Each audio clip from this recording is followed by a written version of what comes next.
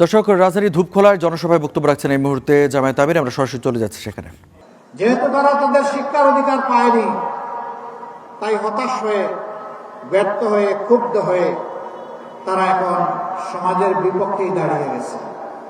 কোথাও তারা চাঁদাবাজি করে, কোথাও ছিনতাই করে, আবার অনেকে আছে ভালো কাজও করে। যারা ভালো শিক্ষা একটু পেয়েছে তারা ভালো কাজ করে, আর যারা পায়নি, বঞ্চিত হয়েছে, তারা সামাজিক বিভিন্ন ধরনের অপকর্মে জড়িয়ে পড়েছে। এদের জন্য আমাদের বড় দরদ লাগে, মায়া লাগে, কষ্ট হয়।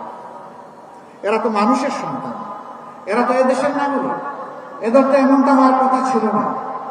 রাষ্ট্র কেমনে এত দায়িত্ব জ্ঞানহীন হয়, সরকার কেমনে এত দায়িত্ব জ্ঞানহীন হয়?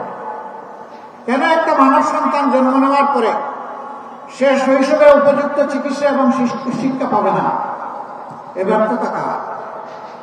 আমরা দেশবাসীকে আশ্বাস দিচ্ছি, ইনশাআল্লাহ তাআলা আযীম আমাদের 11 দলীয় ঐক্যজোট আল্লাহ তাআলার ইচ্ছায়, আল্লাহ তাআলার মেহেরবানি এবং সহযোগিতায়, সাহায্যে, আপনাদের ভালোবাসা, সমর্থন এবং ভোটে নির্বাচিত হয়ে সরকার গঠনের সুযোগ পেলে আমরা এই সামাজিক দায়িত্বগুলো পালন করব ইনশাআল্লাহ।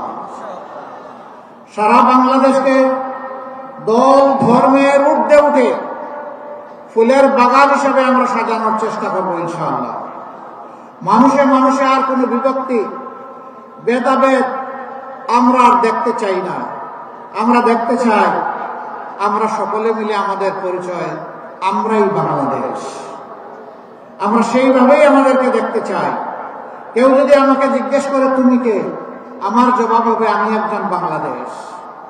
আপনাদেরকে প্রশ্ন করে আপনি কে, আপনি বলবেন আমার পরিচয় আমি একটা বাংলাদেশ।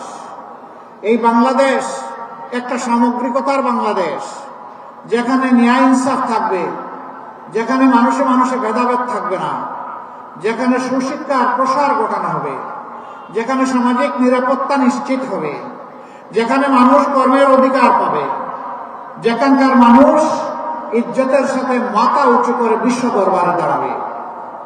আর বলবে না অমুক দেশ আমার বড় দাদা, অমুকটা আমার পিসের দেশ, অমুকটা আমার মাসির দেশ। বরঞ্চ জোর করে বলবে এটা আমার বাংলাদেশ। ভাই বোনেরা, 47 সালে আমরা প্রথমে স্বাধীনতার মুখ দেখেছিলাম না। এই অঙ্গীকার যারা আমাদেরকে দিয়েছিলেন লড়তে লেগে পাকিস্তানের স্লোগান দিয়ে, তারা তাদের দায়িত্ব সঠিকভাবে পালন করেন নাই। অনিবার্য হয়েছিল 71-এর মুক্তিযুদ্ধ। সেই মুক্তিযুদ্ধে বুক চিতিয়ে জীবন বাজি রেখে যারা লড়াই করেছিলেন, সামাজিক ন্যায় বিচার পাবো, সাম্য পাবো, এবং সেখানে সকল মানুষ আমরা মিলেমিশে উন্নয়নের প্রতীক হয়ে রাস্তায় রাজপথে চলব। হয় নাই, পূরণ হয় নাই। রাজার ধর্ম করে সমস্ত কাঙ্গালের গণ চুরি। যারাই রাজা হয়েছেন আমাদের মতো ছোট ছোট মানুষগুলোর ধন চুরি করে তারা ফুলে পেঁপে দৌড়তে বসতে সমান হয়ে গেছে। বিগত একটি সরকার বলেছিল আমরা বাংলাদেশকে উন্নয়নের মহাসড়কে উঠায় ফেলেছি। তারা বলেছিল বাংলাদেশ এখন উন্নয়নের রোল মডেল। তারা বলেছিল আমাদের দেশ হবে সিঙ্গাপুর এবং কানাডা। এগুলো তারা বলে না। ঠিকই তারা উন্নয়নের রোল মডেল করেছিলেন বিশ্বের কনসেপ্ট, ধারণাকে পাল্টে দিয়ে। তারা রোডের বদলে কি ব্যবহার করতেন? আরো জুড়ে বলেন, কি ব্যবহার করতেন? বাঁশ। তারা সিমেন্টের সাথে কি যোগায় দিতেন? ছাই, ছালি। এইভাবে একদিকে উন্নয়ন আর একদিকে ধস। একটা মেয়ে ডিবেটে খুব চমৎকার করে তুলে এনেছিল। সে বলেছিল, কবি লিখেছিলেন, মাগো আমার সুলভ বলা কাজলা দিদি কই, বাঁশবাগানের মাথার উপর চাঁদ উঠেছিল। সে আক্ষেপ করে বলেছিল আজ যদি কবি বেঁচে থাকতেন তার কবিতা তিনি বদলাই ফেলতেন। তিনি বলতেন, মাগো আমার সুলভ বলা কাজলা দিদি কই, ছাদের জায়গায় চাঁদ তো আছে, বাঁশগুলো সব। সেই বাঁশ তারা উজাড় করে ফেলেছিল। সেই সভ্যতা, সেই উন্নয়ন দেশবাসীকে তারা উপহার দিয়ে সিঙ্গাপুর এবং কানাডা বানিয়েছে। আপনারা কি এখন সিঙ্গাপুরে আছেন না কানাডায় আছেন? বাংলাদেশে আছেন।